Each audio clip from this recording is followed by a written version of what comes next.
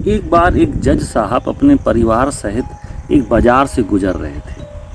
उनकी आंखों के सामने बीच बाजार में एक हत्या हो जाती है। जज साहब की आंखों में उस हत्यारे का चित्र बिल्कुल बैठ जाता है। दूसरे दिन अखबार में न्यूज़ भी आती है, हत्यारा पकड़ा जाता है। जज साहब संतुष्ट होते हैं। 4-6 महीने बाद वही हत्या का केस जज साहब के कोर्ट में आता है। लेकिन जज साहब तब बहुत हैरान हो जाते हैं, तो देखते हैं जो अपराधी खड़ा था वो नहीं था जिसे उन्होंने देखा था। लेकिन सारे सबूत, सारे गवाह उसके खिलाफ थे और सज़ा निश्चित तौर पे उसे होनी थी। जज साहब बहुत असमंजस में पड़ जाते हैं कि ये मेरे हाथों से क्या होगा, एक बेगुनाह को सज़ा हो जाएगी। जज साहब अपने गुरु के पास जाते हैं। उनके गुरु बहुत पहुँचे हुए थे और उसको सारी स्थितियाँ अपने गुरु को बताते हैं और कहते हैं कि मैं अपने आप को अपराध बोध महसूस कर रहा हूँ, मैं एक बेगुनाह को सज़ा देने वाला हूँ। उनके गुरु कहते हैं ऐसा नहीं है, ये सब कर्मों का खेल है। तुम्हारी नज़रों में वह अपराधी नहीं है, लेकिन ऊपर वालों की नज़रों में ज़रूर कुछ न कुछ उसने ऐसा अपराध किया होगा जिसकी सज़ा उसे अभी मिल रही है। लेकिन जज साहब का मन नहीं मानता और वो निर्णय करते हैं कि उस व्यक्ति से मिलने वो जेल में जाएंगे।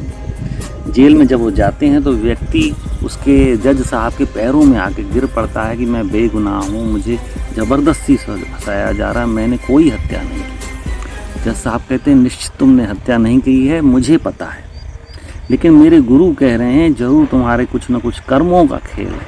कुछ याद करो, कुछ ऐसा कर्म तुमने किया हो जिसकी सज़ा तुम्हें अभी मिल रही हो। वो व्यक्ति कुछ सोच में पड़ता है और शांत होता है, बोलता है आपके गुरु बिल्कुल सही कह रहे हैं। कई साल पहले, 15-20 साल पहले जब मेरी पहली शादी हुई थी, तब मेरी पत्नी से मेरा झगड़ा हुआ था और मैंने उसे बालकनी से धक्का दे दिया था। लेकिन वह एक एक्सीडेंट साबित हुआ था और मैं बच गया था। मैं बहुत अपराध बोध महसूस करता था आज तक, और ये सत्य बात है, वो सज़ा मुझे आज मिल रही है। दोस्तों, हमारे जीवन में भी कई बार ऐसा होता है। आप गलत करके आते हैं, आप सोचते हैं बच गए, या सामने देखते हैं कि कोई गलत कर रहा है, आपके मन में भाव आता है कि इतने गलत काम कर रहा है लेकिन उसके बाद भी मज़े ले रहा है ज़िंदगी के, उसको कुछ भी फ़र्क नहीं पड़ रहा। लेकिन ऐसा नहीं है। अदालत तो ऊपर भी लगती है, वहाँ का भी जज होता है। उसकी सज़ा भले देर से मिले, बाद में मिले, आपको न मिले, आपके परिवार के सदस्यों को मिले, अन्य लोगों को मिले, लेकिन सज़ा मिलेगी ज़रूर। तो दोस्तों, कभी भी बुरा कर्म करें, कभी भी गलत कर्म करें, ये मत सोचिए कि आप बच जाएं।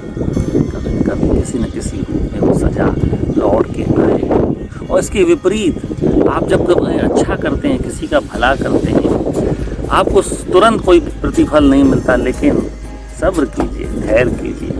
परमात्मा उसकी भी खबर रखता है जो आप अच्छे कर्म करते आते हैं ना, उसका प्रतिफल भी मिलेगा। ज़रूरी नहीं अभी मिलेगा, कुछ समय बाद मिलेगा, कुछ सालों बाद मिलेगा ज़रूर।